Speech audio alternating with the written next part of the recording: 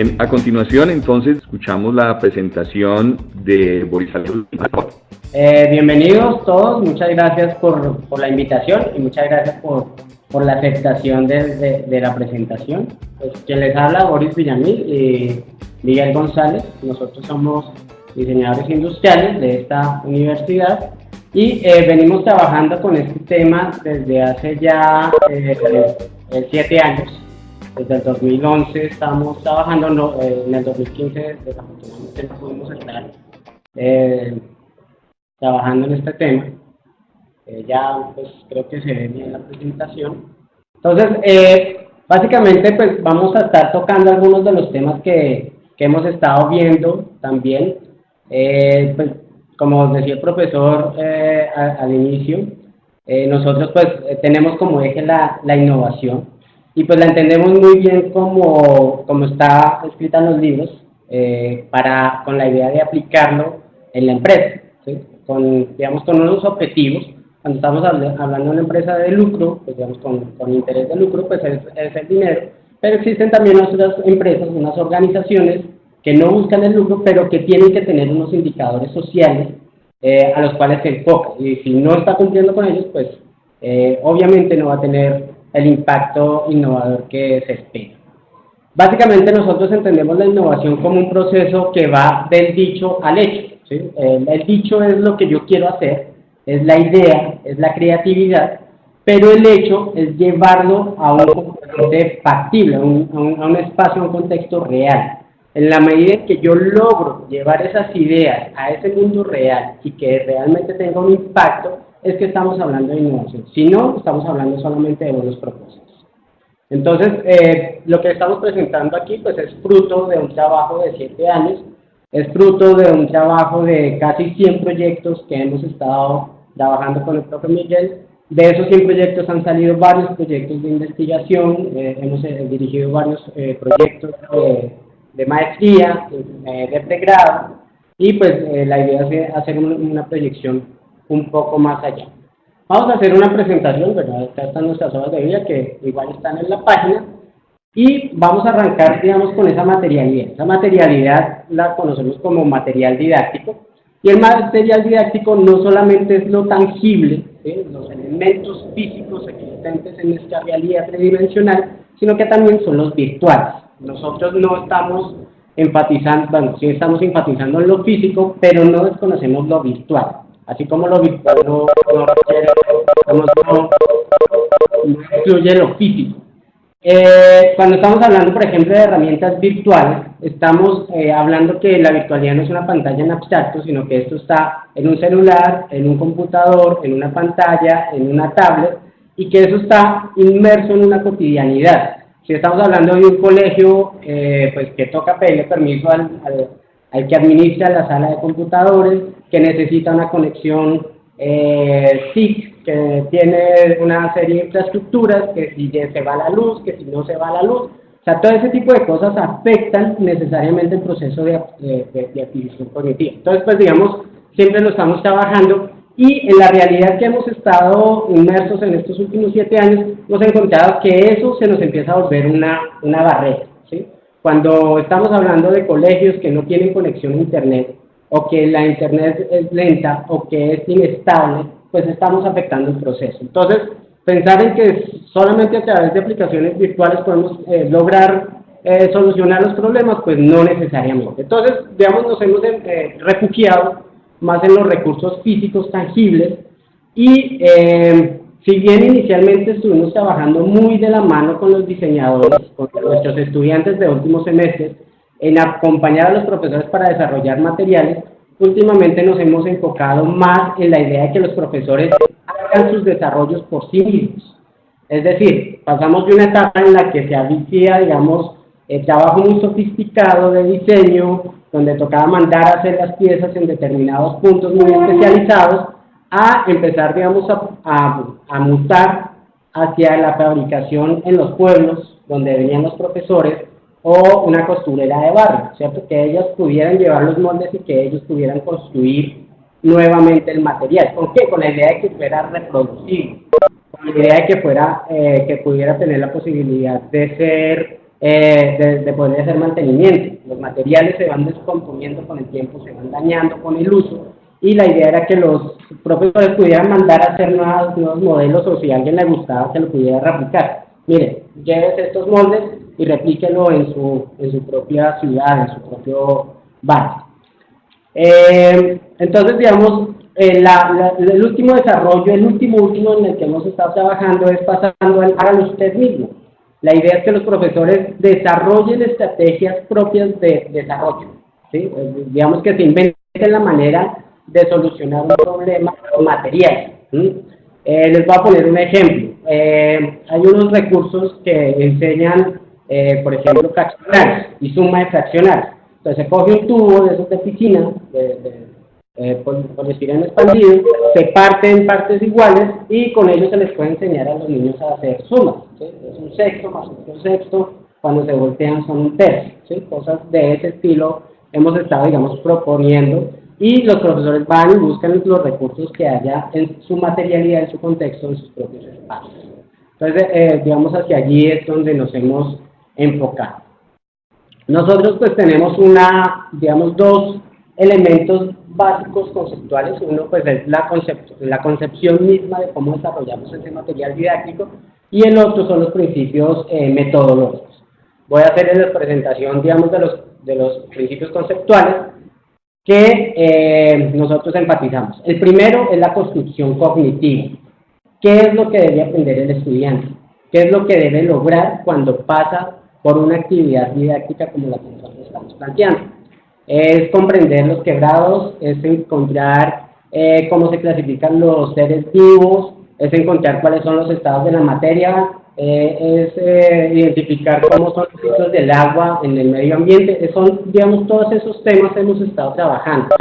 Construcción cognitiva, para la construcción cognitiva nos centramos en las necesidades planteadas por los derechos básicos de aprendizaje del Ministerio de Educación. Esa es nuestra guía, y allí arrancamos, hacemos mucho énfasis en eso, miramos cómo le ha ido a la institución educativa de cada uno de los profesores, cómo le ha ido en las pruebas a ver, cómo lograron los estudiantes llegar a ese tema, cómo lo han trabajado previamente en el colegio, en qué grado lo están trabajando, cuál es la capacitación de los profesores para lograr esa construcción cognitiva. Y allí encontramos, digamos, desde ese punto ya empezamos a encontrar muchísimas falencias. Entonces, cuando ya se logra entender cuál es la construcción cognitiva, qué es lo que deben entender los estudiantes, los niños o jóvenes, ya empezamos a buscar estrategias para trabajar. Entonces, uno es la materialidad, como les estábamos diciendo, cómo es que vamos a llegar a hacer esa construcción cognitiva. Segundo, cómo debe ser la interacción. Esa interacción son interacciones en todos los sentidos, hacia todos los lados, por decirlo de alguna manera. Es la interacción que tiene el estudiante, el niño, con la materialidad que tiene enfrente. ¿Qué es lo que debe hacer con eso? ¿Sí? Debe tomarlo, manipularlo, subirlo, bajarlo. Nosotros creemos que la interacción que se logra solamente a través de la virtualidad o de las tecnologías de la información y la comunicación se limitan a veces, muchas veces a lo visual y lo auditivo. Pero cuando empezamos a proponer materialidad, estamos pasando a los sentidos, a los espacios, al tacto, ¿sí? Al oído, a cómo se sienten los materiales, es grande, es pequeño, y eso se nos empieza a volver parte fundamental del entendimiento, de esa construcción cognitiva. Un ejercicio muy bonito que hicimos, por ejemplo, con tapas de gaseosa, de kumis, de yogur, para entender cómo es que funcionaban las leyes de Mendel. Entonces habían unas tapas grandes que tapaban unas tapas pequeñas y que demostraban, digamos, los genes recesivos digamos, en el aprendizaje. Entonces solo veíamos la tapa grande, pero por dentro estaba la tapa pequeña que hacía que sus hijos pudieran salir con tapitas pequeñas. Y el trabajo colaborativo, estamos hablando de que el aprendizaje no lo hago yo como una construcción de individuo, sino que lo hacemos de manera colaborativa, no solamente con el profesor, sino con mis pares. Entonces, muchos de los ejercicios que nosotros hacemos los incentivamos en grupo para que a través de la discusión, del disenso, se pueda construir una síntesis. ¿Sí? Yo tengo una tesis, mi compañero tiene una antítesis y entre juntos construimos una síntesis. y allí hacemos construcción cognitiva. El estudiante más adelantado le puede enseñar o dar pautas a los que están un poco más rezagados. Entonces, pues, a continuación, pues, están varias diapositivas alrededor de ese tema. Entonces, finalmente, pues, la construcción cognitiva, como les decía, es el eje formador de la parte conceptual. Bueno, buenas tardes. Habiendo visto esta parte de los principios conceptuales que nos permiten el desarrollo del material didáctico, ahora vamos a ver los elementos metodológicos de desarrollo. Como decía anteriormente el profesor Boris, hemos venido en un trabajo durante estos 7 años de desarrollo metodológico desde la asignatura de diseño y desarrollo de objetos didácticos, físico-didácticos, buscando estructurar una forma en que los profesores puedan desarrollar unas alternativas diferentes a su proceso tradicional de aula, buscando que ellos generen elementos que permitan trabajar con sus estudiantes de una forma diferente. En ese trabajo, pues, se desarrolló esta asignatura buscando un apoyo en el proceso de diseño con estudiantes de diseño industrial. Y ese proceso pues nos ha venido entregando diferentes herramientas metodológicas, las cuales hemos categorizado en 4 elementos fundamentales. Lo primero que nosotros hacemos con los docentes es identificar necesidades, o sea, necesidades desde el enfoque pedagógico, ver sus problemáticas de aula, lo que normalmente ellos encuentran como temas difíciles, los temas complejos, los temas que se les vuelven a los estudiantes, como se dice popularmente, el foco en su formación, ¿cierto? Donde se quedan rezagados, donde no hay una evolución. Esa identificación de necesidades nos permite establecer esa base problemática, sobre la que empezamos a buscar unas rutas que nos permitan llegar a soluciones a través de la materialidad, ¿sí? Con base en eso, formamos equipos de trabajo entre pares de docentes de áreas similares y tenemos asesoría de estudiantes de diseño. En ese proceso empieza a surgir una dinámica desde la parte de identificación de necesidades hacia la fase propositiva, donde las ideas de los profesores empiezan a nutrirse con la parte técnica de los estudiantes de diseño, pero todo esto transversalizado por algo muy importante. Nosotros no concebimos el material didáctico como el recurso que nos va a solucionar un determinado problema, sino que es un medio de apoyo por el cual yo voy a desarrollar ese proceso cognitivo, apoyado a través de secuencias didácticas. O sea, no hay material didáctico que por sí solo nos solucione la situación problema.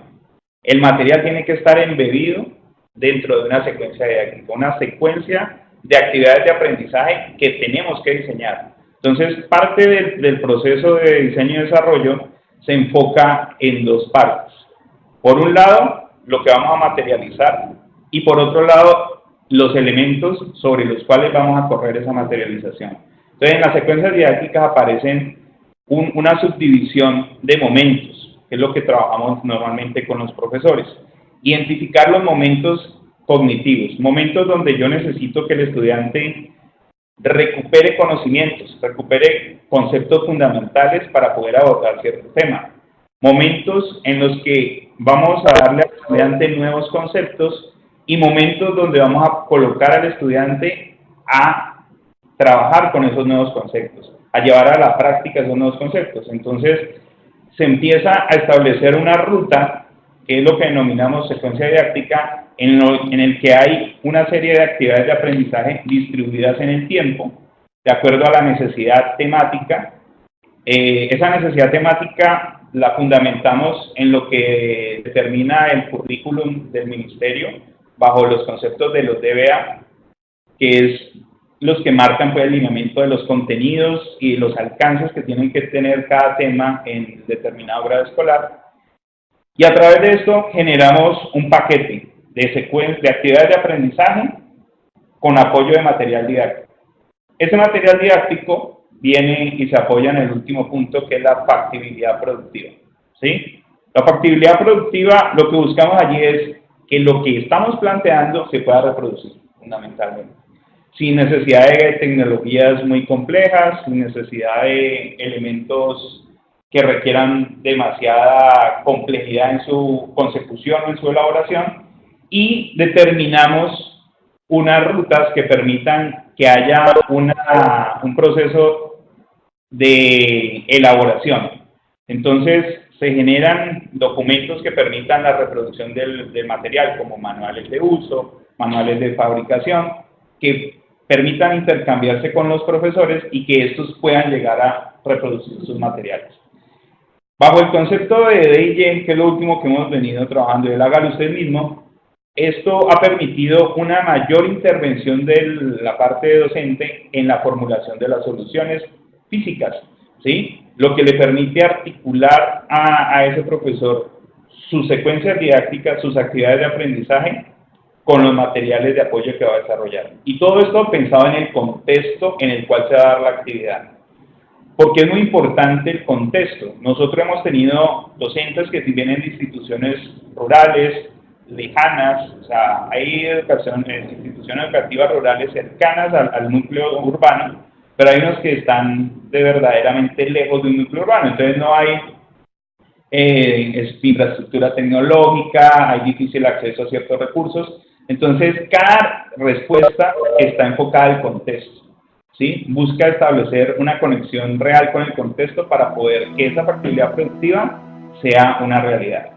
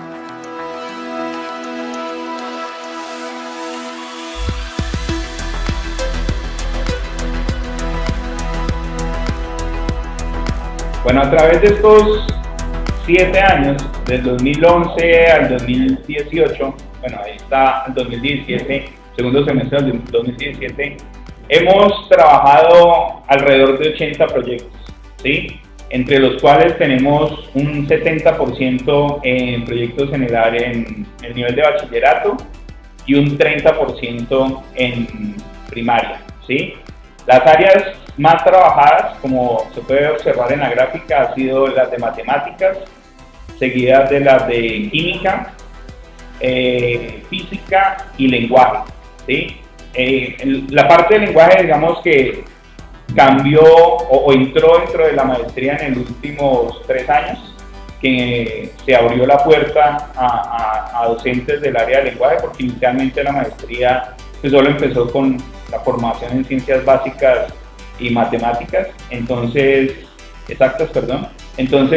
había 0 en la parte del lenguaje. Pero cuando nos llegaron docentes de lenguaje fue muy interesante el poder tener proyectos con un enfoque transversal, donde teníamos al lenguaje como el elemento base, pero lo podíamos conectar con áreas como las ciencias naturales, con áreas como las matemáticas, la geometría, a través del enfoque del análisis de textos, mejorar la capacidad lectora, el trabajo, por ejemplo, de documentos, de análisis documental. Entonces ha sido muy interesante también para generar ciertas conexiones donde, digamos, el lenguaje es un elemento que lo vemos siempre como un problema, ¿cierto? Entre todas las otras áreas, porque el muchacho no lee comprensivamente, porque el muchacho no es capaz de resaltar ciertos elementos de un documento, entonces se vuelve, digamos, un obstáculo y ha permitido generar otras dinámicas, ¿sí? Y otros enfoques de trabajo. Bueno, a nivel de conclusiones, vamos dentro del marco de lo que estamos trabajando en este simposio, es que es una posibilidad, una alternativa viable para el cambio didáctico, ¿sí? Casi siempre cuando estamos hablando de desarrollo de material didáctico nos estamos imaginando una gran inversión en desarrollo. Si estamos hablando de TIC, pues tenemos que aprender a manejar una serie de programas, a desarrollar los materiales, y eso pues tiene una cantidad de tiempo detrás. Nosotros le estamos apostando a que hayan soluciones simples con objetos cotidianos. Una de las ideas que siempre compartimos con los estudiantes es la posibilidad de trabajar con una balanza usando un gancho de ropa, ¿sí? Y cómo yo puedo ir colocando en vasitos desechables una gran cantidad, digamos, de elementos de diferentes densidades para demostrar cómo es que funciona, digamos, el ejercicio de la palanca, ¿cierto? Un incentivo a la conexión transversal del conocimiento. Cada vez que estamos trabajando, cada vez que estamos empezando a meternos cada vez más con estas secuencias didácticas y con el material desarrollado, encontramos que estos materiales pueden empezar a tener más de un uso, no solamente en el trabajo específico allí, sino que se puede empezar a ampliar. Les pongo un ejemplo. Un grupo que desarrolló la idea de enseñar matemáticas, aritmética, sumas, restas, multiplicaciones y divisiones, a través de la idea de una tienda. Entonces, inventando un tapón, consiguen tapitas de colores y empiezan a hacer una negociación para que los niños empiecen a sumar o a restar, ¿sí? Para primeros grados de primaria. Pero ellos empiezan a detectar que allí empiezan a encontrar elementos de ética, elementos de interacción social, que se vuelven fundamentales para los niños, ¿sí? Entonces, ¿cuál es el niño que más habla, el que más tiene, digamos, identidad para compartir con los demás, el que tiene más afinidad? Empiezan a incorporar productos, entonces yo empiezo a comprar frutas, empiezo a comprar otro tipo de cosas. Otro ejemplo que nos pareció muy bonito alguna vez fue un grupo que tuvimos con profesores de matemáticas de regiones diferentes, y ambos tenían la preocupación de, por ejemplo, las funciones lineales, ¿sí? Entonces, teníamos uno de los estudiantes era de Palmira y otro de los estudiantes era de Buenaventura, ¿sí? Entonces, ¿cómo hacer para evidenciar ejemplos de su cotidianidad, de su contexto, para enseñar funciones lineales? Entonces, el de Buenaventura decía, un pescador sale con una balsa que pesa una cantidad una cantidad de kilos, sale al mar, pesca no sé cuántos pescados, cada pescado pesa tanto y al final obtiene un peso, ¿cierto? Entonces es una función lineal con una base que no empieza en cero, ¿cierto? ¿Cómo el de Palmira usa ese mismo ejercicio con la cotidianidad de Palmira? Entonces, Palmira es conocida por lo agrícola y entonces se desarrolla el mismo ejercicio, no con pescados, no con canoas, sino con un tractor y otro tipo de productos. Entonces, se empieza a identificar que la matemática pura per se no es el único camino para entenderlo, sino que los análisis de contexto nos permiten esas conexiones transversales. Apropiación de las alternativas se refiere a qué posibilidades tenemos de hacer verdadera innovación social. La expositora anterior, la profe anterior, nos hablaba de que los profesores deberían ser recursivos y de que deberían ser innovadores. Y nosotros lo que queremos es que los profesores apropien estas herramientas y desarrollen más soluciones independientemente de que estén estudiando aquí o no, ¿sí? O sea, que se les vuelva una herramienta de trabajo futura, para futuros desarrollos.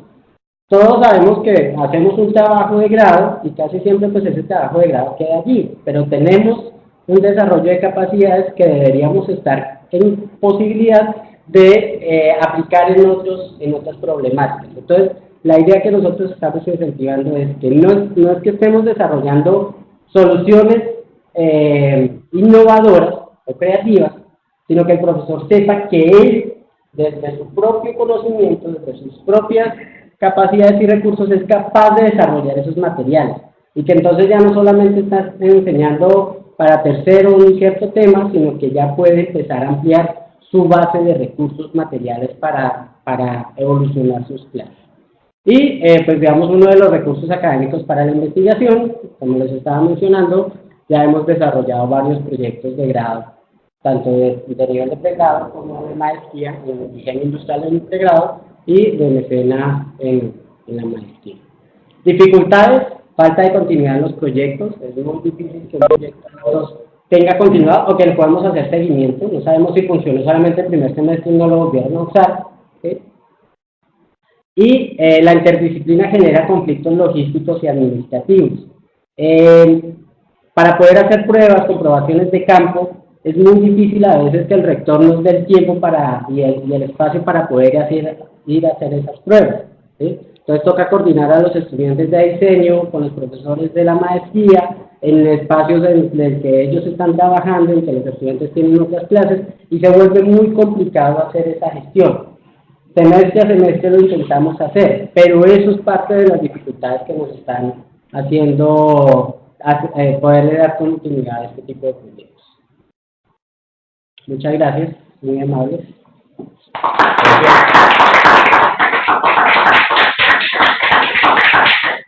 Profesores, muchísimas gracias por la presentación.